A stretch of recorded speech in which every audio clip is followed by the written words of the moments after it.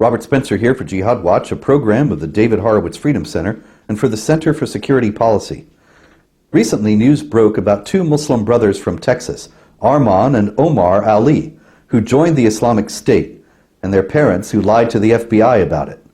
The Dallas News reported a Texas college friend who asked that his name be withheld because he didn't want to be associated with Arman said he arrived at UT Austin as a pretty normal kid, but he became religious during his second year and gradually grew more orthodox.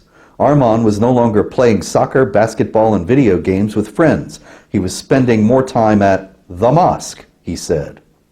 So once again, we see a Muslim becoming more observant in Islam and then joining a jihad terror group. There are so very many examples of this. Just recently, a Muslim in Canada who stabbed a woman in the throat explained that he did it because he started listening to the Quran. And there are many other jihadis who have justified their violent activities by pointing to Islam. Abdullah Azzam, the co-founder of Al-Qaeda, explained, "Jihad was a way of life for the pious predecessors, Salaf us Saleh, and the Prophet was a master of the Mujahideen and a model for fortunate, inexperienced people." The total number of military excursions which he accompanied was 27. He himself fought in 9 of these, namely Badr, Uhud, Al-Maraisi, the Trench, Qurayza, Khaybar, the conquest of Mecca, Hunain, and Taif. This means that the Messenger of Allah used to go out on military expeditions or send out an army at least every 2 months. Egyptian scholar Nasser Hamid Abu Zaid stated, "If we follow the rules of interpretation developed from the classical science of Quranic interpretation, it is not possible to condemn terrorism in religious terms. It remains completely true to the classical rules in its evolution of sanctity for its own justification. This is where the secret of its theological strength lies." The mastermind of the 9/11 attacks, Khalid Sheikh Mohammed, and his fellow 9/11 defendants wrote, "Many thanks to God for his kind gesture and choosing us to perform the act of jihad for his cause and to defend Islam and Muslims. Therefore, killing you and fighting you, destroying you and terrorizing you, responding back to your attacks, are all considered to be great legitimate duty in our religion."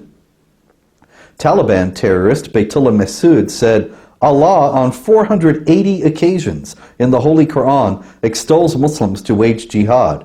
We only fulfill God's orders. Only jihad can bring peace to the world." Times Square car bomb terrorist Faisal Shahzad said, "Jihad, holy fighting in Allah's course, with full force of numbers and weaponry, is given the utmost importance in Islam. By jihad, Islam is established. By abandoning jihad, may Allah protect us from that, Islam is destroyed, and Muslims go into inferior position.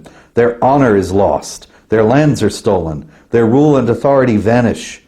Jihad is an obligation and duty in Islam on every Muslim." Yet despite this and so much more in the same vein, authorities persist in claiming that Islam has nothing to do with terrorism. We even see the claim that jihadis know little about Islam and care even less. Arman Ali's trajectory in Texas tells a different story. Also, which mosque in the Austin, Texas area was Arman Ali attending? Has it been investigated? Has the FBI tried to determine whether Arman Ali got the idea to join the Islamic State from what he was taught there? Almost certainly not. The FBI remains determinedly clueless regarding the jihad terror threat. If we had any investigators who were patriotic and worth their salt, that mosque would be thoroughly investigated, and agents would be closely monitoring its teachings and attendees. Note also that Omar Ali was working in strict accord with the Quran. Quote, "He emailed her again," that is his mom, in October 2014 to say, "Allah tells the Muslim to fight, kill, and exile those who wage war against Allah and His Messenger." That's according to court records.